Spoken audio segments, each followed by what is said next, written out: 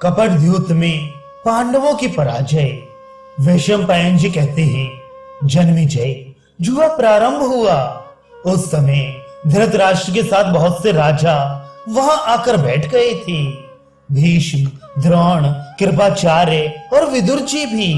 यद्यपि उनके मन में बड़ा खेद था। युधिष्ठिर ने कहा कि सागरावर्त में उत्पन्न स्वर्ण के सब आभूषणों में श्रेष्ठ परम सुंदर मणिमय हार मैं दांव पर रखता हूँ। अब आप बताइए, आप दांव पर क्या रखते हैं? दुर्योधन ने कहा कि मेरे पास बहुत सी मणियां और धन हैं। मैं उनके नाम गिनाकर अहंकार दिखाना नहीं चाहता। आप इस दांव को जीतिए तो। दांव लग जाने पर पासों के विशेषज्ञ शकुनी ने हाथ में पासे उठाए और बोला, ये दांव मेरा रहा। और इस प्रकार उसने पासे डाले कि सचमुच उसकी जीत रही। युधिष्ठिर ने कहा, शकुनी, ये तो तुम्हारी चालाकी है। अच्छा, मैं इस बार 1,18,000 मोहरों से भरी थैलियां, अक्षय धन भंडार और बहुत सी स्वर्ण राशि दांव पर लगाता हूँ। शकुनी ने, इसको भी मैंने जीत लिया, ये कहकर पासे फेंके और उसी की जीत हुई। युधिष्ठिर ने कहा, मेरे पास तांबे और लोहे की संदूकों में 400 खजाने बंद हैं। एक एक में 5-5 द्रोण सोना भरा है, वही मैं दांव पर लगाता हूँ। शकुनी ने कहा, लो, मैंने यह भी जीत लिया। और सचमुच जीत लिया। इस प्रकार भयंकर जुड़वा उत्तरोत्तर बढ़ने लगा। ये अन्याय विदुर जी से नहीं देखा गया। उन्होंने समझाना बुझाना शुरू किया। विदुर जी ने कहा, महाराज, मरणासन्न रोगी को औषध अच्छी नहीं लगती। ठीक वैसे ही मेरी बात आप लोगों को अच्छी नहीं लगेगी। फिर भी मेरी प्रार्थना ध्यान देकर सुनिए। ये पापी दुर्योधन जिस समय गर्भ से बाहर आया था, गीदड़ के समान चिल्लाने लगा था। ये कुलक्षण कुरुवंश के नाश का कारण बनेगा। ये कुल कलंक आपके घर में ही रहता है, परंतु आपको मोहवश इसका ज्ञान नहीं है। मैं आपको नीति के बात बतलाता हूँ। जब शराबी शराब पीकर उन्मत्त हो जाता है, तब उसे अपने शराब पीने का भी होश नहीं रहता। नशा होने पर वह पानी में डूब मरता है या धरती पर गिर पड़ता है। वैसे ही दुर्योधन जुए के नशे में इतना उन्मत्त हो रहा है कि उसे इस बात का भी पता नहीं है कि पांडवों से वैर विरोध मोल लेने का फल इसकी घोर दुर्दशा होगी। एक भोजवंशी राजा ने पूर्ववासियों के हित के लिए अपने कुकर्मी पुत्र का परित्याग कर दिया था। भोजवंशियों ने दुरात्मा कंस को छोड़ दिया था और भगवान श्री कृष्ण के द्वारा उसके मारे जाने पर वे सुखी हुए थे। राजन, आप अर्जुन को आज्ञा दीजिए कि वह पापी दुर्योधन को दंड देकर ठीक कर दे। इसे दंड देने पर ही कुरुवंशी सैकड़ों वर्षों तक सुखी रह सकते हैं। कौवे या गीदड़ के समान दुर्योधन को त्याग कर मयूर अथवा सिंह के समान पांडवों को अपने पास रख लीजिए। आपको शोक ना हो, इसका यही मार्ग है। शास्त्रों में स्पष्ट रूप से कहा गया है कि कुल की रक्षा के लिए एक पुरुष को, गांव की रक्षा के लिए एक कुल को, देश की रक्षा के लिए एक गांव को और आत्मा की रक्षा के लिए देश को भी छोड़ दी।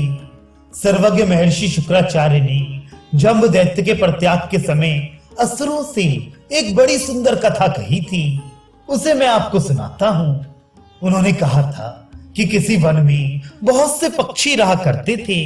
वे सबके सब सोना उगला करते थे। उस देश का राजा बड़ा ही लोभी और मूर्ख था। उसने लोभवश अंधे होकर एक साथ ही बहुत सा सोना पाने के लिए उन पक्षियों को मरवा डाला, जबकि वे अपने अपने घोंसलों में निरीह भाव से बैठे हुए थे। इस पाप का फल क्या हुआ? यही कि उसे उस समय तो सोना नहीं ही मिला, आगे का मार्ग भी बंद हो गया। मैं स्पष्ट कह देता हूँ कि पांडवों की महान धनराशि पाने के लालच से आप लोग उनके साथ द्रोह ना करें, नहीं तो उसी लोभांध राजा के समान आप लोगों को भी पीछे पछताना पड़ेगा। राजर्षि भरत की पवित्र संतानों जैसे माली उद्यान के वृक्षों को सींचता है और समय समय पर खिले पुष्पों को चुनता भी रहता है। वैसे ही आप पांडवों को स्नेह जल से सींचते रहिए और उपहार रूप में उनसे बार बार थोड़ा थोड़ा धन लेते रहिए। वृक्षों की जड़ में आग लगाकर उन्हें भस्म करने के समान पांडवों का सर्वनाश करने की चेष्टा मत कीजिए। आप निश्चय समझिए, पांडवों के साथ विरोध करने का फल यह होगा कि आपके सेवक, मंत्री और पुत्रों को यमराज का अतिथि बनना पड़ेगा। वे जब इकट्ठे होकर रणभूमि में आएंगे तब देवताओं के साथ स्वयं इंद्र भी उनका मुकाबला नहीं कर सकेंगे। सभ्यों, जुआ खेलना कलह का मूल है। जुए से आपस का प्रेम भाव नष्ट हो जाता है, बड़े भाई के बनाव बन जाते हैं। दुर्योधन इस समय उसी विपत्ति की सृष्टि में संलग्न है। इसके अपराध में प्रतीप, शांतनु और वाहिक के वंशज घोर संकट में पड़ जाएंगे। जैसे उन्मत्त बैल अपने सींगों से अपने आप को ही घायल कर देता है, वैसे ही दुर्योधन उन्मादवश अपने राज्य से मंगल का बहिष्कार कर रहा है। आप लोग स्वयं विचार कीजिए, मोहवश अपने विचार का तिरस्कार मत कीजिए। महाराज, अभी आप दुर्योधन को जीता देखकर प्रसन्न हो रहे हैं, परंतु इसी के कारण शीघ्र ही युद्ध का आरंभ होगा जिसमें बहुत से वीर मारे जाएंगे। आप बातों में तो जुए से विरोध प्रकट करते हैं, परंतु भीतर भीतर से उसे चाहते हैं। ये विचारहीनता है। पांडवों का विरोध बड़े अनर्थ का कारण होगा। प्रतीप और शांतनु के वंशजों, आप लोग इस सभा में दुर्योधन आदि की व्यंग्योक्ति और कड़ी बातें सहन कर लें, परंतु इस अज्ञानी के अनुयायी बनकर धधकती आग में ना कूदें। ये जुए के पागल जब पांडवों का भरपेट तिरस्कार कर लेंगे और वे अपना क्रोध ना रोक सकेंगे, तब घोर उपद्रव के समय आप लोगों में से कौन मध्यस्थ बनेगा? महाराज, आप तो जुए के पहले भी कोई दरिद्र नहीं थे, धनी थे। फिर आपने जुए से धन बटोरने का उपाय क्यों सोचा?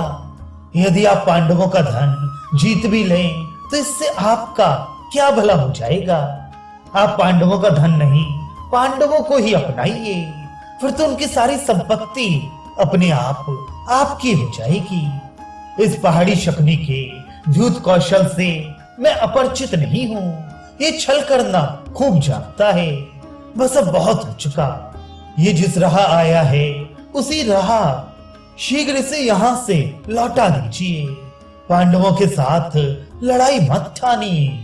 दुर्योधन ने कहा, विदुर, ये कौन सी बात है कि तुम सदा शत्रुओं की प्रशंसा और हम लोगों की निंदा करते हो? अपने स्वामी की निंदा करना तो कृतघ्नता है। तुम्हारी जीव तुम्हारे मन की बात बतला रही है। तुम भीतर ही भीतर हमारे विरोधी हो। तुम हमारे लिए गोद में बैठे सांप के समान हो और पालने वाले का गला घोंटने पर उतारू हो। इससे बढ़कर पाप और क्या होगा? क्या तुम्हें इसका भय नहीं है? तुम समझ लो कि मैं चाहे जो कर सकता हूँ।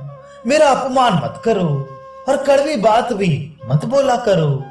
मैं तुमसे अपने हित के संबंध में कब पूछता हूँ?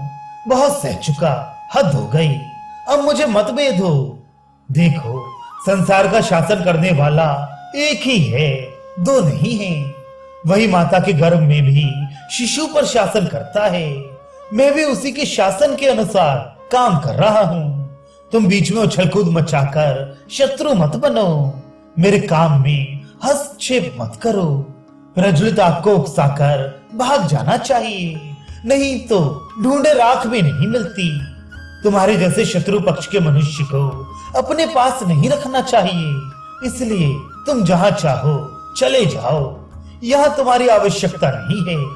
विदुर ने कहा, दुर्योधन, तुम अच्छे बुरे सभी कामों में मीठी बात सुनना चाहते हो। अरे भाई, तब तो तुम्हें स्त्रियों और मूर्खों की सलाह लेनी चाहिए।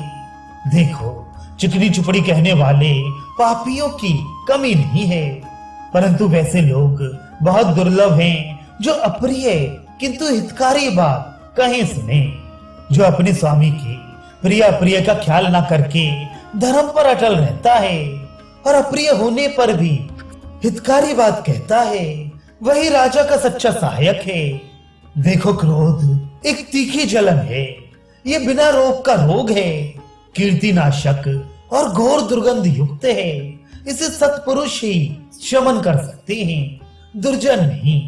तुम इसे पी जाओ और शांति प्राप्त करो। मैं सर्वदा धृतराष्ट्र और उनके पुत्रों के धन और यश की बढ़ती चाहता हूँ। तुम्हारी जो इच्छा हो वो करो। मैं तुम्हें दूर से ही नमस्कार करता हूँ। विदुर जी मौन हो गए। शकुनी ने कहा, युधिष्ठिर, अब तक तुम बहुत सा धन हार चुके हो। यदि तुम्हारे पास और कुछ बच रहा हो तो दांव पर रखो। युधिष्ठिर ने कहा, शकुनी, मेरे पास असंख्य धन है, उसे मैं जानता हूँ। तुम पूछने वाले कौन? अयुत, प्रियुत, पदम, अर्बुद, खर्व, शंख, निखर्व, महापद्म, कोटि, मध्यम, अपरार्ध तथा इससे भी अधिक धन मेरे पास है। मैं सब दांव पर लगाता हूँ। शकुनी ने पासा फेंकते हुए कहा, यह लो, जीत लिया मैंने। युधिष्ठिर ने कहा, ब्राह्मणों और उनकी संपत्ति को छोड़कर नगर, देश, भूमि, प्रजा और उसका धन मैं दांव पर लगाता हूँ। शकुनी ने पूर्वज छंद से पासे फेंक कर कहा, लो, ये भी मेरा रहा। अब युधिष्ठिर ने कहा, जिनके नेत्र लाल लाल और सिंह के से कंधे हैं, जिनका वर्ण श्याम और भरी जवानी है, उन्हीं नकुल को, हाँ, अपने प्यारे भाई नकुल को मैं दांव पर लगाता हूँ। शकुनी ने कहा, अच्छा, तुम्हारे प्यारे भाई राजकुमार नकुल भी अधीन हो गए। और पासे फेंककर उसने फिर कहा, हमारी जीत रही। युधिष्ठिर ने कहा, मेरे भाई सहदेव धर्म के व्यवस्थापक हैं, इन्हें सब लोग पंडित कहते हैं। अवश्य मेरे प्यारे भाई सहदेव दांव पर लगाने योग्य नहीं हैं, फिर भी मैं इन्हें दांव पर रखता हूँ। शकुनी ने पूर्ववत सहदेव को भी जीत लिया। युधिष्ठिर ने कहा, मेरे भाई अर्जुन पितापी वीर और संग्राम विजयी हैं, ये दांव पर लगाने योग्य नहीं हैं, फिर भी मैं इन्हें दांव पर रखता हूँ। शकुनी ने फिर छल से पासे फेंककर अपनी जीत घोषित कर दी। युधिष्ठिर ने कहा, भीमसेन हमारे सेनापति हैं, ये अनुपम बली हैं, इनके कंधे सिंह के समान हैं, भौएं चढ़ी रहती हैं, गदा युद्ध में प्रवीण हैं और सर्वदा शत्रुओं पर क्रोधित रहते हैं। मेरे भाई भीमसेन अवश्य ही दांव पर रखने योग्य नहीं हैं, फिर भी मैं इन्हें दांव पर रखता हूँ। शकुनी ने इस बार भी अपनी जीत बतलाई। युधिष्ठिर ने कहा, मैं सब भाइयों में बड़ा और सबका प्यारा हूँ, मैं अपने को दांव पर लगाता हूँ। यदि मैं हार जाऊंगा तो तुम्हारा काम करूंगा। शकुनी ने कहा, यह मारा और पासे फेंक कर अपनी जीत घोषित कर दी। शकुनी ने धर्मराज से कहा, राजन, तुमने अपने को जुए में हार कर बड़ा अनर्थ किया, क्योंकि दूसरा धन पास रहते अपने को हार जाना बड़ा अन्याय है। अभी तो तुम्हारे पास दांव पर लगाने के लिए तुम्हारी प्रिया द्रौपदी बाकी है, तुम उसे दांव पर लगाकर अब की बार जीत लो। युधिष्ठिर ने कहा, शकुनी, द्रौपदी सुशीलता, अनुकूलता और प्रियवादिता आदि गुणों से भरपूर है। वे चरवाहों और सेवकों से भी पीछे सोती है, सबसे पहले जागती है, सभी कार्यों के होने ना होने का ख्याल रखती है। हाँ, उसी सर्वांग सुंदरी लावण्यमयी द्रौपदी को मैं दांव पर रख रहा हूँ। यद्यपि ऐसा करते समय मुझे महान कष्ट हो रहा है। युधिष्ठिर के ऐसा कहने पर चारों ओर से धिक्कार की बौछारें आने लगी। सारी सभा क्षुब्ध हो उठी, सभे राजा शोकाकुल हो गए। भीष्म, द्रोण, कृपाचार्य आदि महात्माओं के शरीर पसीने से लथपथ हो गए। विदुर जी सिर पकड़कर लंबी सांस लेते हुए मुंह लटकाकर चिंताग्रस्त हो गए। धृतराष्ट्र हर्षित हो रहे थे, वे बार बार पूछते, क्या हमारी जीत हो गई? दुशासन, कर्ण आदि की खल मंडली हंसने लगी, परंतु सभासदों के नेत्रों से आंसू बह रहे थे। दुष्टात्मा शकुनी ने विजय उन्माद से मत्त होकर ये लिया कहकर छल से पासे फेंके और अपनी विजय घोषित कर दी।